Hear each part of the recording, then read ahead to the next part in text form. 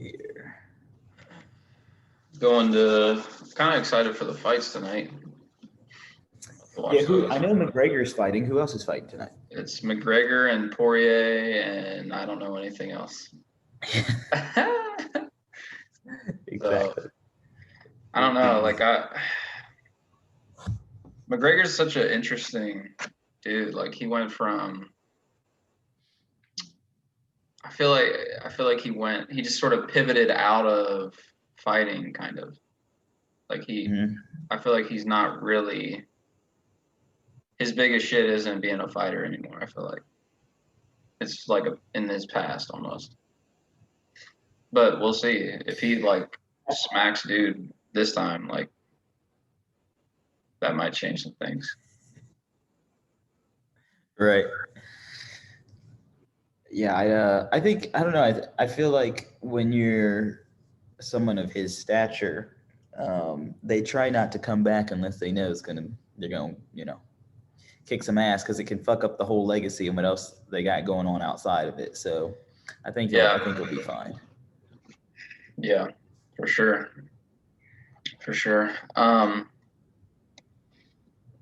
What you got going on business wise? Should have invested in GameStop, business like I told you. Regretting that. No, I didn't invest in anything.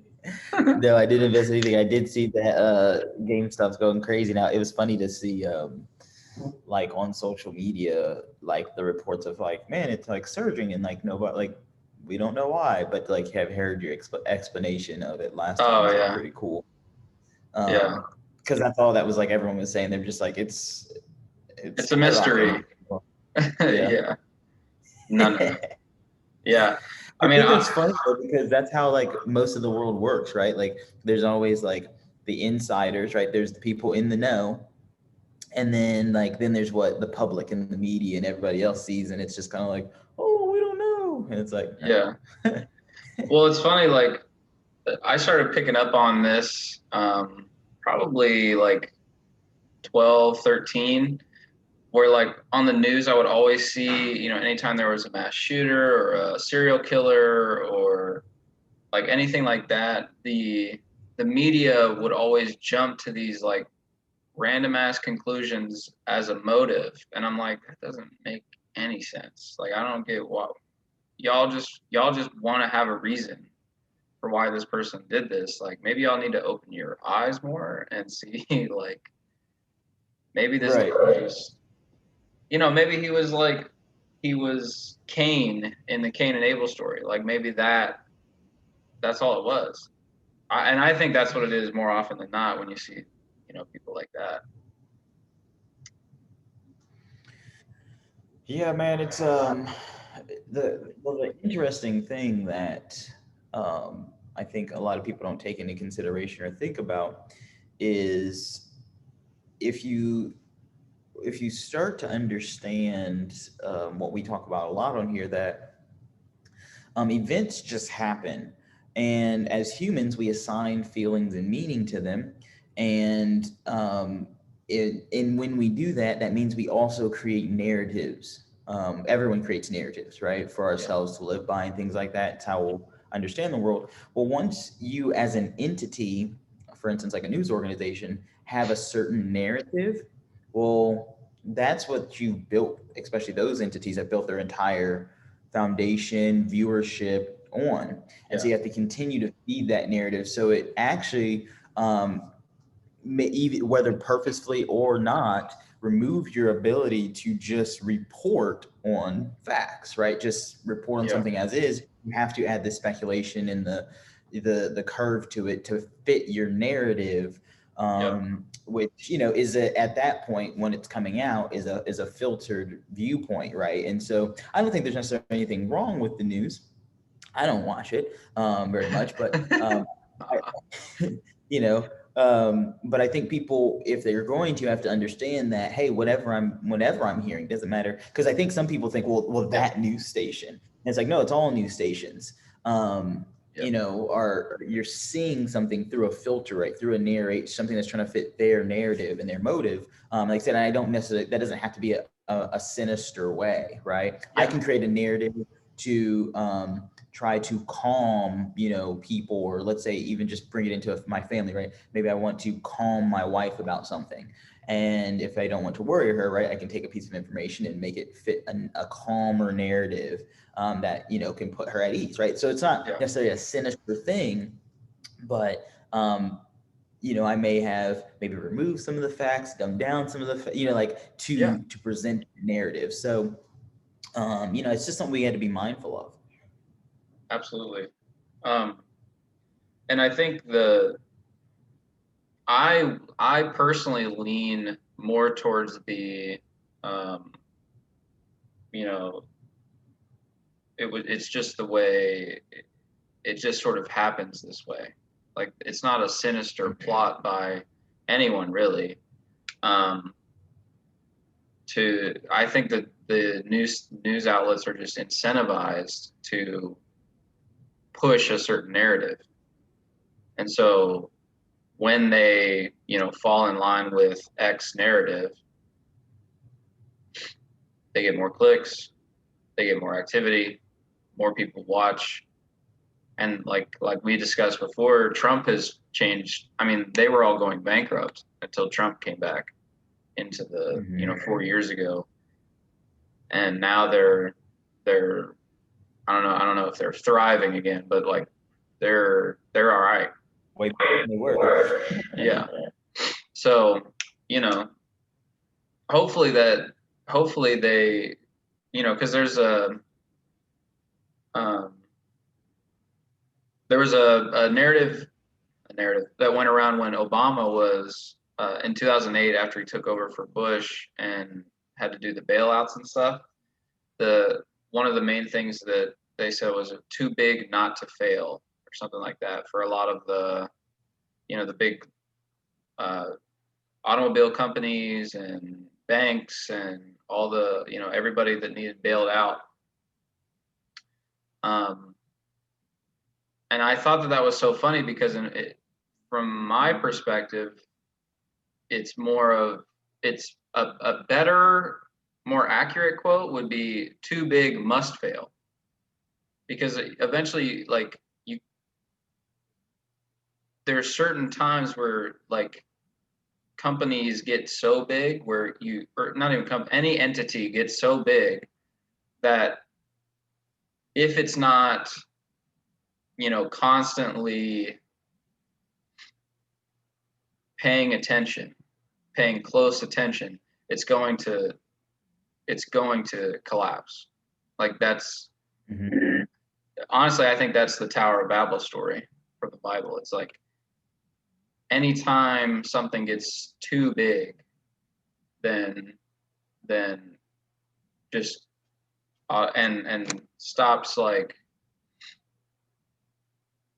their awareness goes away and they start focusing solely on something that's maybe not in their best interest, or maybe it's just corrupt in some way that they're not paying enough attention to, or at least enough people aren't paying enough attention to, then eventually things start to collapse. Yeah, I would agree with that sentiment, and I think I think, like you said, it was a narrative, right? It was a narrative that was created, and like I said, and I can see why, right? I can see coming in. We know the consequences of those big companies falling Yeah. would have resulted in basically a Great Depression, which for a very long time span, right? Yeah. And so then there's risk and reward, and because if those institutions are falling, and those places are shutting down, right? The automobile companies and stuff like that, and I mean that's just jobs on more people out of jobs and stuff like that. Well, then Yeah. it's like, yeah, what's the little guy at home doing? Yeah. And that's why Bush was kind of like, for like, we got to do it, and that's why Obama was like, yeah, that it was necessary. But like you said, for people to, even a piece of the country, right, to be able to accept that, you've got to feed a narrative, right? And so I think you're right in the fact that, like, is that necessarily the case? No, it's probably not true, right? And it's funny because it kind of goes against what we say our free market kind of stands for, right? Yeah, Our foundation of it is, that was hey, very, very not capitalist. right. It's, yeah, technically what we try to push here is like, hey, you fall, right? And you can get back up. But like I said, we know that that's not quite the always the truth, because there's Yeah, certain industries and businesses that really hold up a piece of the society as we know it. And if they fall, I do think that eventually something would rebound and maybe become better, and there'd be innovation. Like, I know that would happen, but it's yeah, like, how long? And I think when you're in charge and you don't have those answers, you're again incentivized. And I'm glad we use those words, because I think a lot of times people hear those things and think it can be sinister, but like sinister, things like that. But I'm yeah, incentivized to not let that happen, right? Like, I don't know how long that would be, right? I wouldn't want people to be in a like, yeah, let's bail them out, right? yeah. Let's do what we need to do. Hmm. So Yeah, and obviously that affected like millions of people, but it wasn't, mhm. tens of millions of people. Right, it's the risk reward, right? Exactly. Yeah. So, Which I think um, is the hardest thing to do, man. yeah, yeah. I mean, we tell stories about those sort of things all the time. Like it's Mhm. most of the decisions you make in this life are more gray. Or at least the hard ones are more gray than they are black and white. And that's I don't know, maybe that's a tough lesson, but like that's reality. Yeah, I mean, everything I try to tell my clients and um, people that I work with, that like, whatever industry they're in, I'm like, you're not in the fitness business, right? As a business, you're in the risk management business.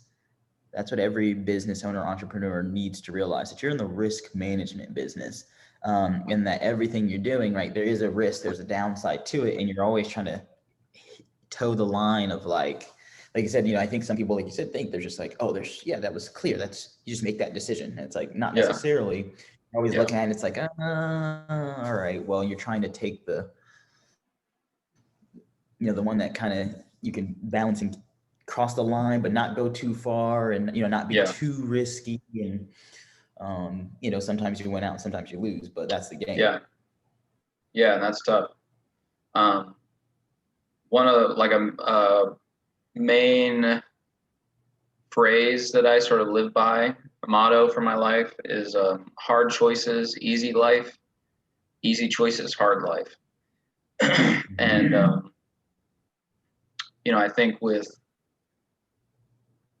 I think that more and more individuals are getting are starting to catch on and get like more motivated to move towards like understanding and these sort of concepts and kind of moving past where we left off, like just in terms of like our society and generations. Like I'm um like for the past month or so I've been really wrestling with this idea of like, I don't know if it's a conspiracy or not, but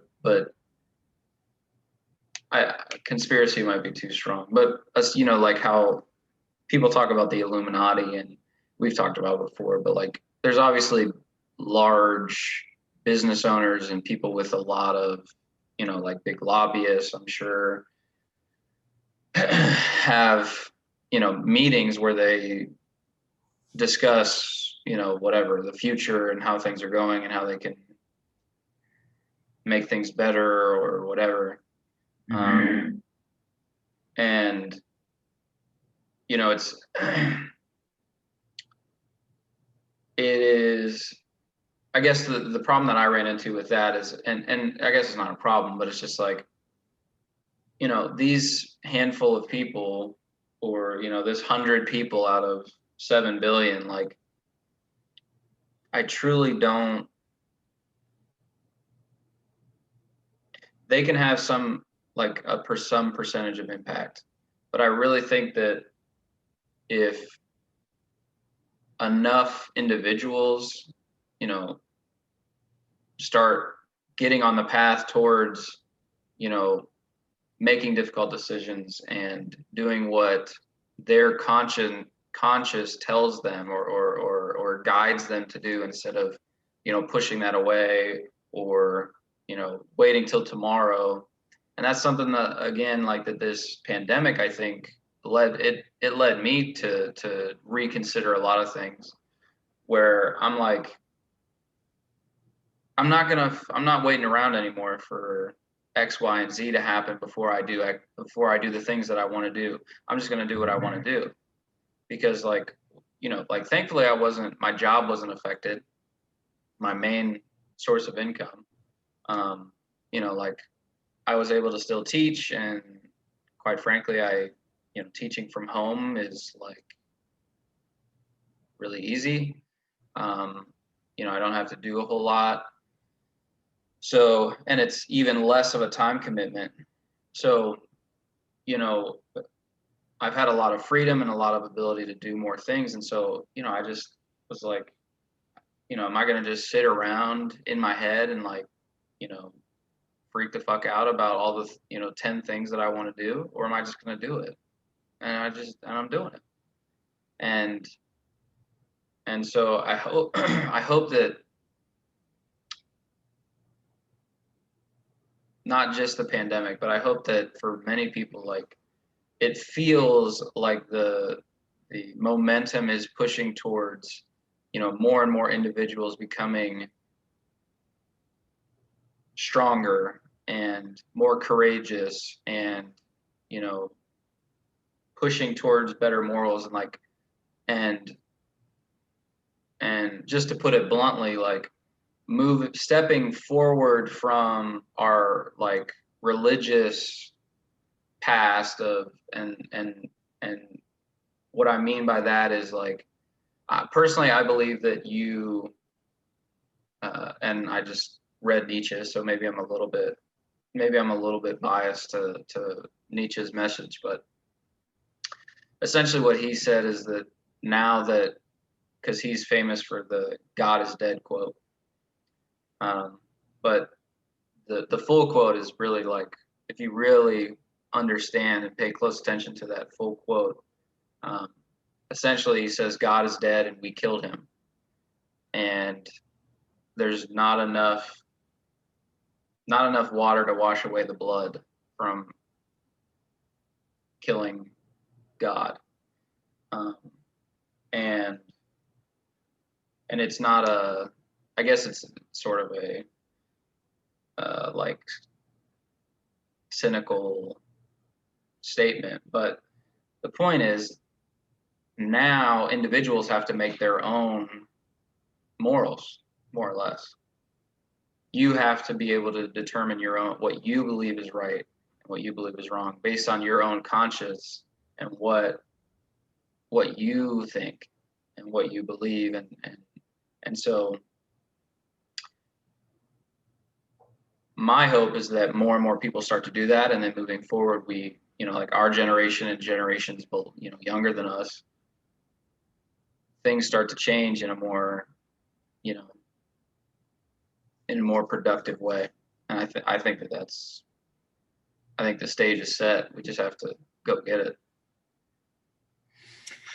Yeah.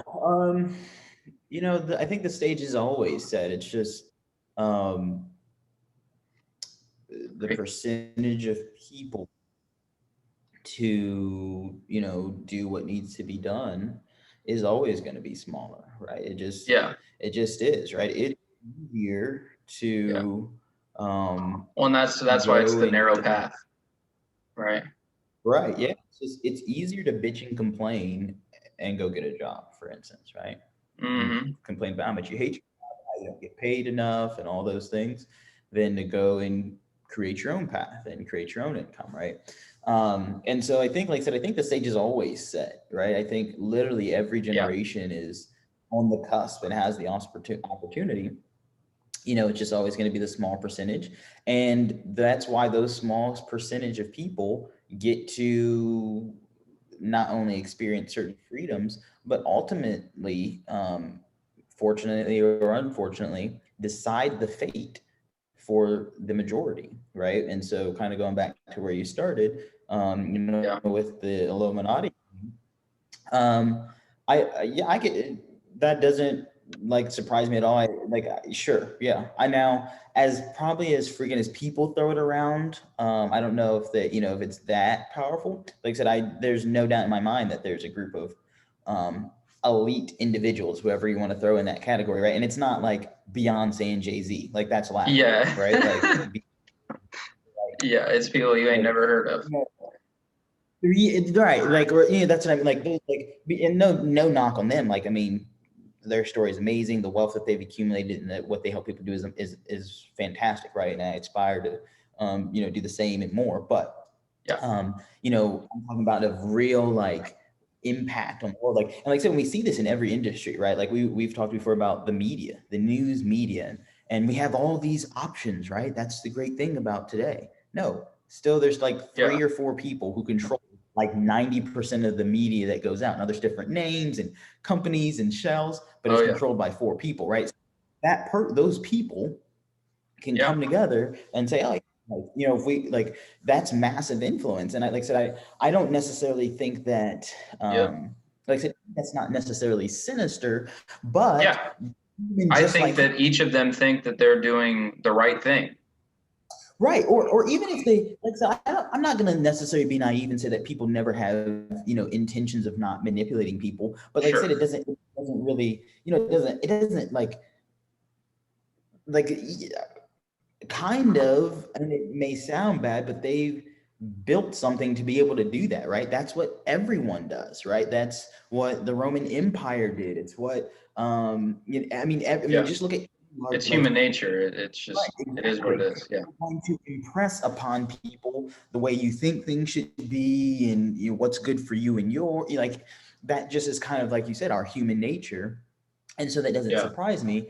Um, but like I said, and I think where I kind of fall is like what you were saying is, instead of complaining about it though, just get up and go. Like, don't hate, go become one of the people. And that's what we talked about a couple weeks ago. Like, I Yeah. want to grow massive amounts of wealth because I Yeah. want to influence and impact the world the way I want to, right? I want to be able to see that and say, I want that to be changed. I think this is and we've talked about that, right? I think this is what should Yep. happen, or that, like, that's influence, that's impact. And we would make decisions, and we just talked about earlier about that risk reward, right? It's not just always black and white. It's not always that good decision, right? Maybe we say, hey, we want to Yep. fix this issue here, and by doing this, we're going to help these people over here, and it may hurt this, or stunt some of the people over here, but that's a much smaller percentage. But we think, this is really for the great. You know what I'm saying? Like, that's Yeah. what happens.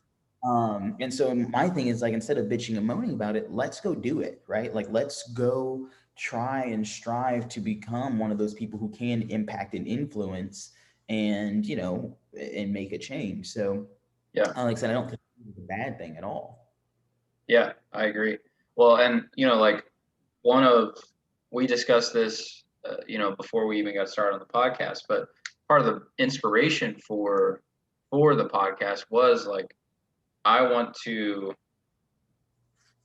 and I don't know about your childhood and, like your parents, I think were, like, how do I say this without insulting my parents?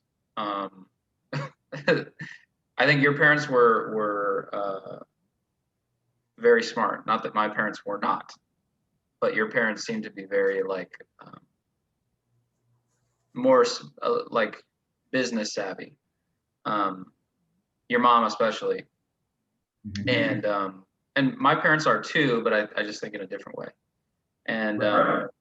so personally, I grew up and I didn't have, like, I guess my parents they like bought all these big, like business books, and they would read them, like a couple of them, and then the rest would just sit on the shelf.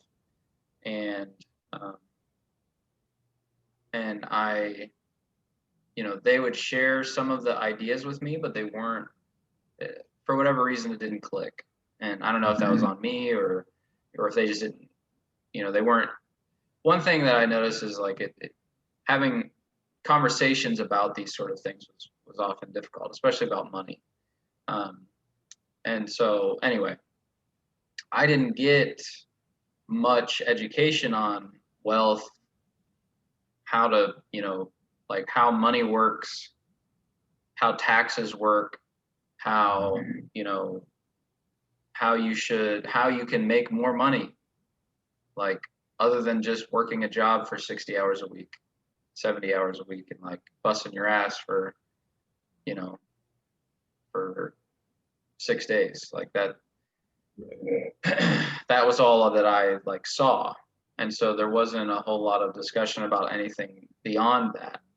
And so for me, it wasn't until I was like 20, really like my senior year of college, where I started to see like, oh my God, like I can, invest in real estate, and I can, have like, I can put money in stocks, and, like I've tripled my money, and like, it's I'm all over the place. My point is that, I want to bring that level of education and understanding from my experience and from other people's experience to younger people, that are, if I was 12 and my parents said like, yo, build a business or go to college, I would have started a business. It's like, I didn't like school anyway. So like, but I the narrative was always go to college. And so I was like, that's what I'm doing. And I don't regret that at all. Like I'm the abilities that I developed and worked and stretched while in college were like, I wouldn't trade them for anything. Like I wouldn't have got that unless I went to college. And like I'm the first person in my family to graduate from a 4-year college. And so that's like, it's cool to have that, with me. But on top of all of that, like it still took me 20 plus years to even understand taxes, how to make money, how to build wealth, how real estate can be a tool for wealth, and like, 100 other things that I was just sort of in the dark about, that really, like, I've always been very motivated by money. But I never really had an outlet for that. And I didn't know it, it's like, I think about this a lot with like music.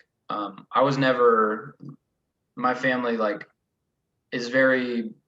my family loves music. But we could never really like afford to like give me lessons or anything like that, or buy an instrument for that matter. And so, I just never had an interest because it wasn't something that I was exposed to.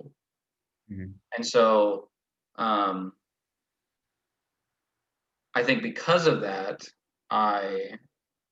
now looking back, there's times where I wanted to, go into music or look into, making beats or writing or whatever. And I get into it, and then I'm like, I don't know. Wow, I don't know any of this. Like it's just brand new, all of it. And maybe if I had more of a passion for it, I would, I could learn it regardless. But I just don't, and so I haven't. And so I feel it's a similar thing with money, except, and wealth. I shouldn't say money, but with wealth and being successful as a person, like I've always been interested in that, and always had a passion for that. But I never had a teacher or anyone to really like, connect the dots for me.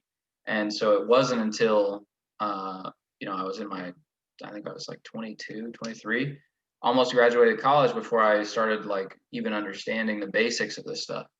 And so I want that. I guess I just imagine if I had that wealth of knowledge at 15 instead of 23, or even 12, what I mean, like, and that's sort of my goal with my life in general, is not just with the podcast, but with my life in general, is like, I want to become wealthy and successful so that I can give back to the community give back to people that I grew up with in the same neighborhoods and the same, urban areas that like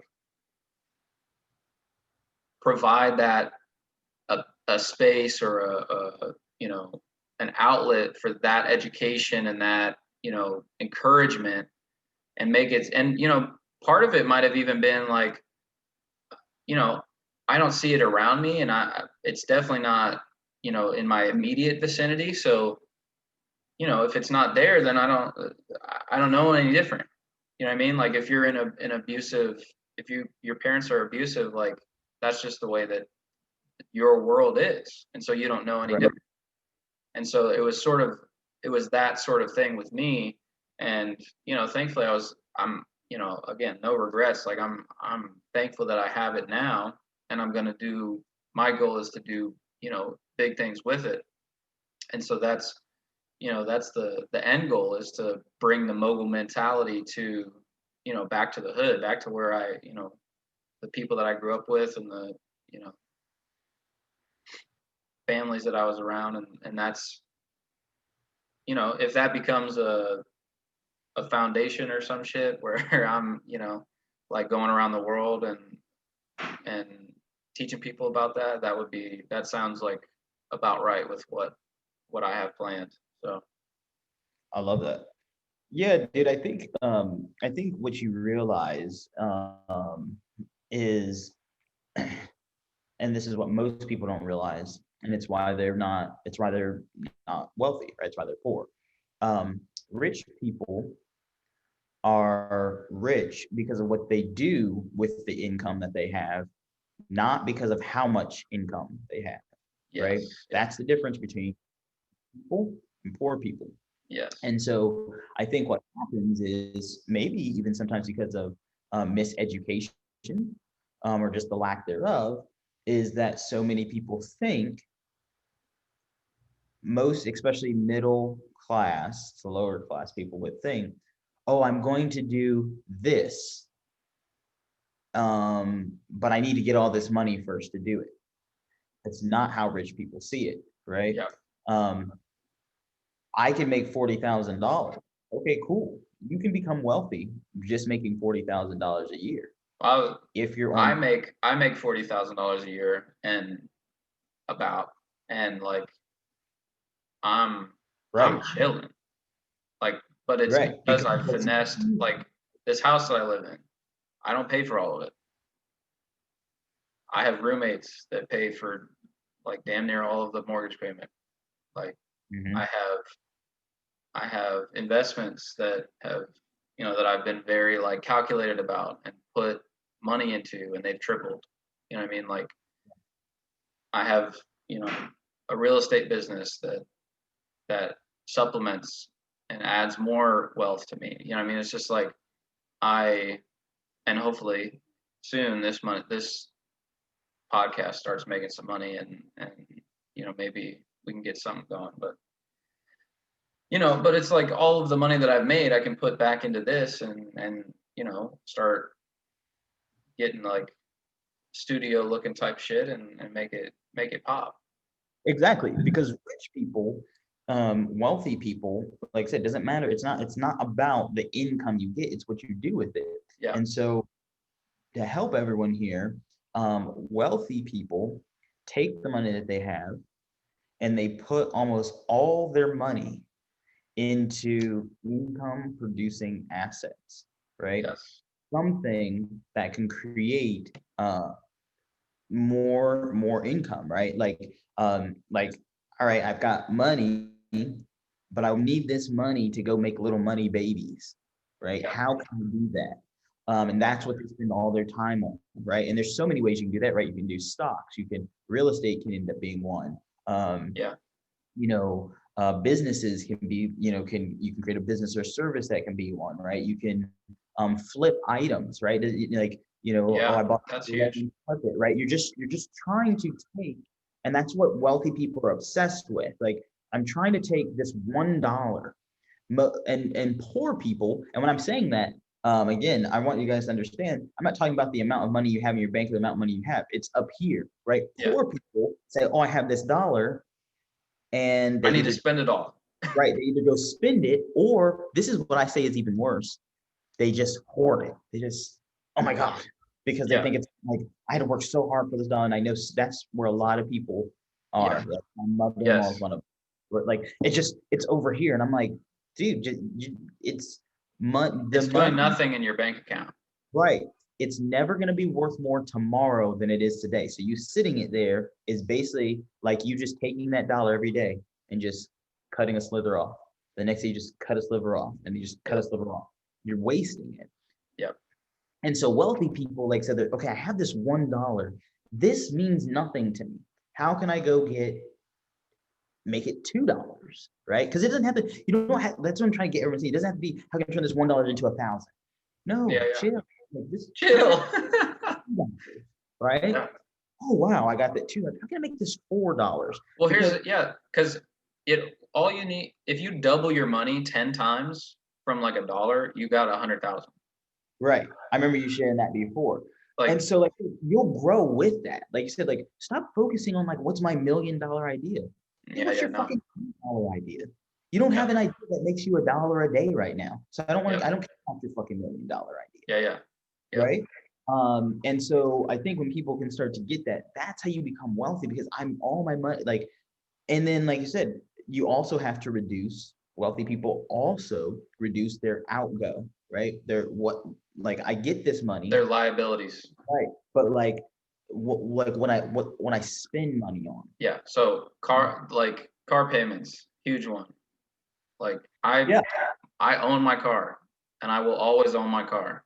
I will never have a car payment because I just refuse to. And I probably will have a car payment at some point, like when I'm like balling. But even then, like maybe not, because I'm just like, this is how wealthy people know technically when I can go. Car payments aren't bad, right? It's not the payment that's the issue. But if you're obsessed with income producing assets, what you start to realize is, let me put all my money here. And what you start to see is when I have income producing assets, right?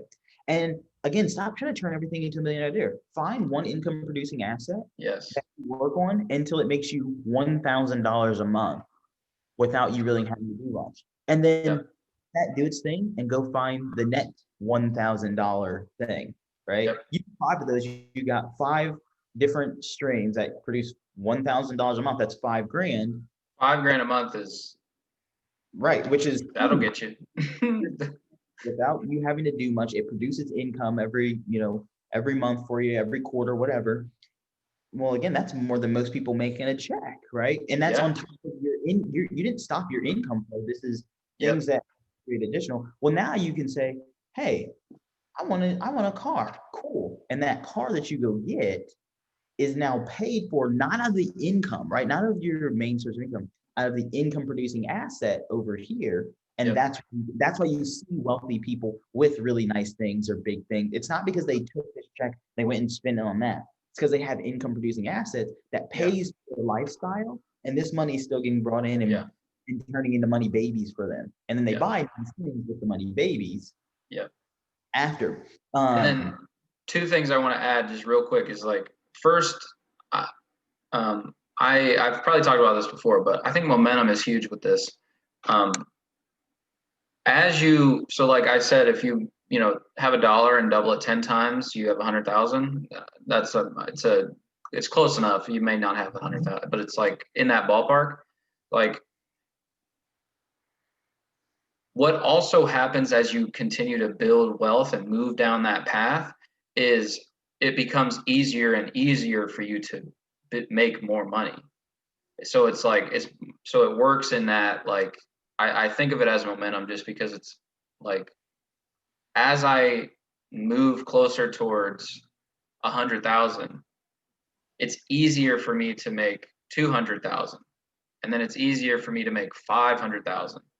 Like it just the way that if you are smart about this and aware about how you're building your wealth, the more wealth that you have will allow you to increase it exponentially. And so I want to add, it's not linear. I like what you said. I want to make sure I get something for something, because I think if people don't quite understand what you're talking about, they'll think, well, a lot of people think that I need money to produce more money. That's not the case. It's not what we're talking about here. What you're actually experiencing and why that we experience that effect is because, like I said, something happens up here where Yes, you it's mental.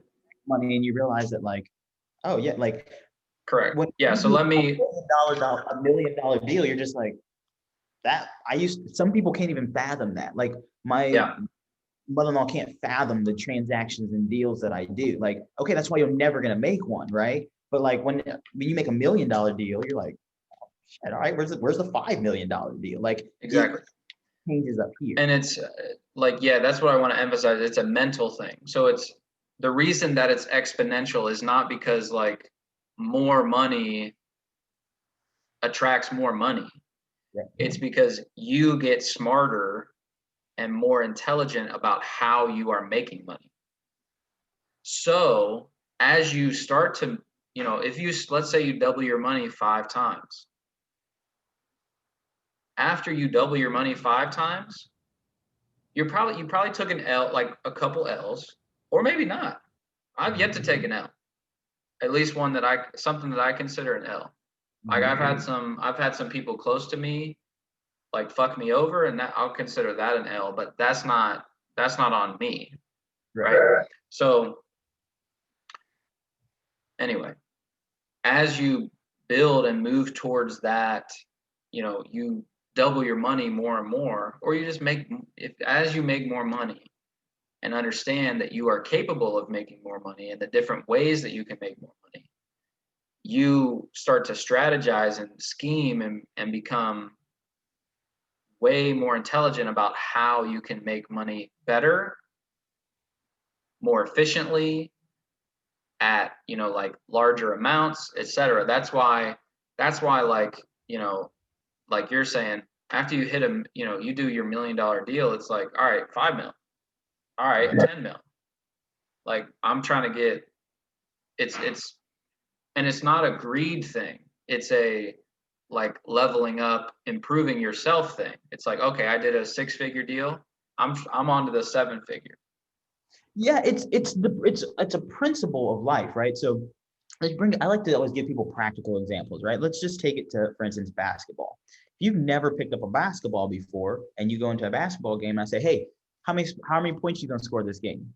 You're like, I'm just a basket, bro. If I get a basket, I'm gonna be excited. Okay, great. Yeah. Not because, let me be very clear, it's not because you can't make more than one basket. It was up here.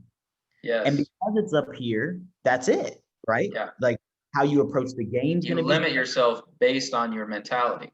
right. And so then once you go and experience, you're like, oh, I made that basket. That was kind of easy. I'm trying to make 2 baskets, 5 baskets. I want 20 points. Why not 4? Same exact. Exactly right. That's a perfect example. And that's how like I can relate to that. Like I know when I would be sitting up in my garage or in my basement of my house with a 4-square ball, and I would dribble that shit like all kind of different ways when I was like 8, 6, like until I could do every kind of dribble like Allen Iverson. Like that was I was trying to do everything every which way. And it wasn't until I was a little bit older that I went out and actually like hooped for real. But like when I first went out, it was like, oh shit, like I'm 12 playing against these grown ass men, 13 playing against these grown ass men at the park.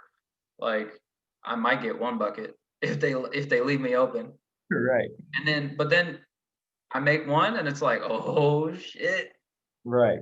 Now I'm getting 2 next game. You know what I mean? And you start to, it's exactly like that. Like that is it. When I first started playing basketball, like that was making 1 bucket was like, that's it. But then you just grow. It's like, well, I already did 1, I'm gonna get 2. And then, and then it's like, well, I'm carrying the whole squad. I'm gonna get 4. I'm gonna get 6 points. I'm gonna get 10, like whatever, like, and you start. And certain leveling up. Give you more confidence, right? Like, so you said the first time, it's like, hey, I made a shot and I was wide open. Oh, then I made a shot and there's this dude that came out and guarded me. And you look around, he's like, he was the tallest dude out here. If I can make a basket on him, shit, I can make a basket on anybody, right? Yes. And so like it's like different experiences and hurdle give you that confidence. And like I said, so it has nothing to do with anything here. I was gonna say that's what proves that it's all mentals. It's like this is just building wealth is just a different game. Mm-hmm. Yeah. Same mentality. No one becomes wealthy on accident, right? Like, and that goes back to what we were talking about. What you do with your little income, right, that you have, it doesn't matter what it is what will make you wealthy. And like I said, I think that, and the system, believe it or not, I know everyone thinks the system's built against you. The system's really built for you. You only need, and we've talked about this before, best case scenario, if you have 20% on, we just go to real estate, 20% is all you need to get guaranteed. I don't care how much income you have or debt to ratio. If you come, let's say there's a property you want and it's $40,000, because start small, why not?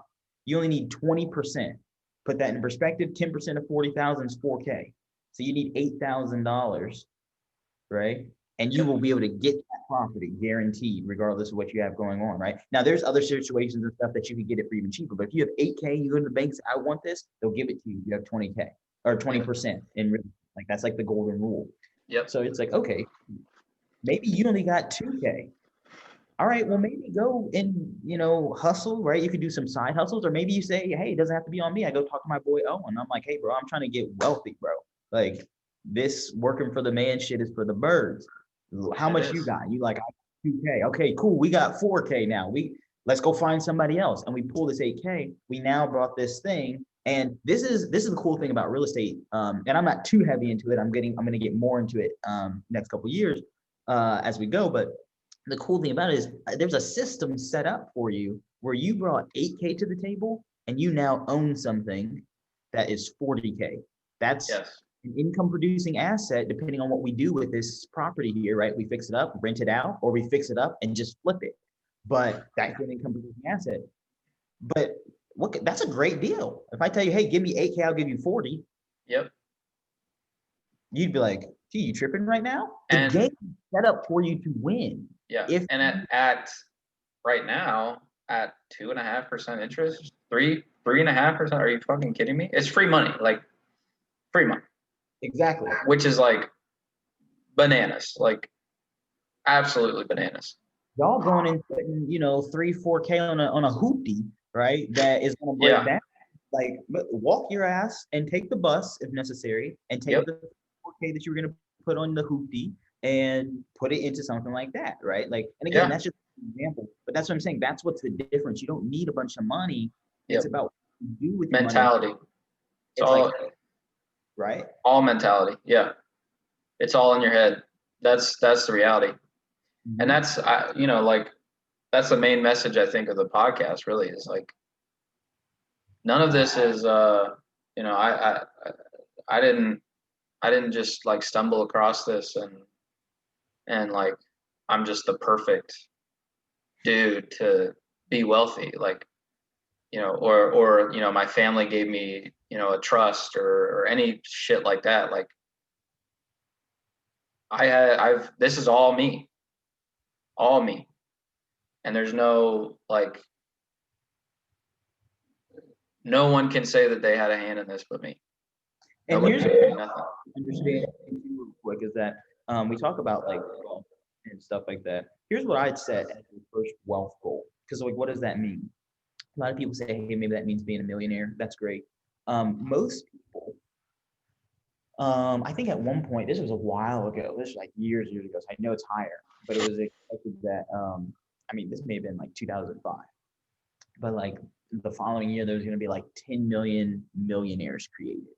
Mm-hmm. So again, there's more wealthy people than you actually think. But what they were saying is that there's like asset millionaires, right? Then there's cash millionaires, meaning if I write a check for $1 million, the check will clear. I think one of the best and easiest things that you should do, and I've lived this way for a few years now, and let me tell you, it's free, is to be what I would consider like a virtual millionaire, right? You can basically function as a virtual millionaire if you guys do this exercise, right? It's called your freedom number. And so what I need you to do is you write down on a sheet of paper everything that you have to pay on a monthly basis, whatever it is that like you just write it down, you click, and you total that number up, right? Yep. Whatever that number is, if I can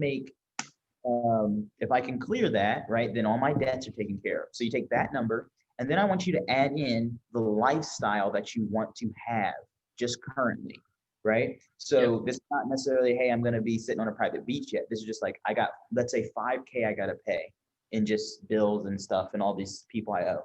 Then, hey, I'd love if, every weekend I could take my wife out to a nice dinner at a place, a meal that's going to be like $150.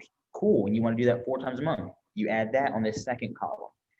Maybe I want to go to the movie, or maybe at once a month I want to buy myself an outfit. You add those little things, the type of lifestyle you want to have right now, right? And total that up. Once you have those things, if you can, and again, I want to emphasize, you decide. That's what's dope. Is it's up to you. Whatever you want, you can have it.